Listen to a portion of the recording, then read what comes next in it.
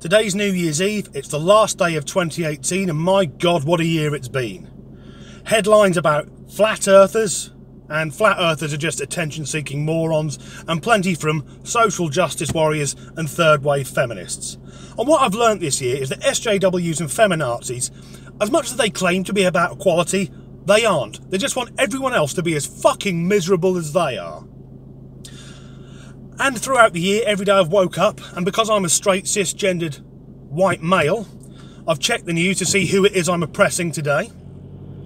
And I have checked this. At no point in my life have I been there beating back suffragettes with a truncheon, nor have I owned any slaves. I went out of the house this morning, had a look round it, and yes, I do still live in a semi-detached house in the Midlands. I don't own a cotton plantation. But when I thought this year was done, one more ridiculous story had to be vomited out into the internet. And this concerns a social justice warrior who is also a Harvard professor. And this lady is called, ready, Karine Bendersky. God, if there was ever a name that means you're going to be offended by everything, Bendersky. And her argument is that there's a lack of diversity in the fire brigade because most firefighters are able-bodied men.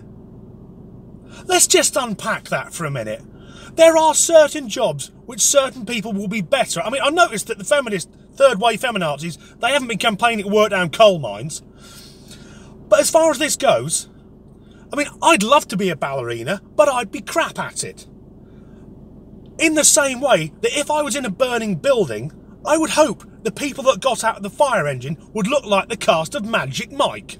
And I have to say, I find that film deeply offensive because it objectifies men and sets unrealistic body expectations. See, it's fucking ridiculous when a bloke says it, isn't it? But no, she argues that there's too much emphasis put on strength and endurance and not enough about compassion, which she argues women are better at. Now, I'm not a firefighter, but I'm fairly certain the main thing they do is preserve life. Before anything else, they want to save people's lives. So again, if I was in the same burning building, I wouldn't want some, drippy fucking tart with a made-up degree in gender studies going, I bet you feel really vulnerable, don't you? Because I'd be going, yes, I do. I'm about to burn to fucking death. Would you mind sending Jean-Claude Van Damme up a ladder to carry me down again? So that was 2018. Next year, I think I'm going to jump on the bandwagon. I'm going to start calling myself Disgruntled Debbie. I mean, I'll still look like this, but I'll identify as a single-parent Muslim lesbian. And to get into character, I'll carry a potato with me at all times, because that way I can always have a fucking chip on my shoulder. Happy New Year.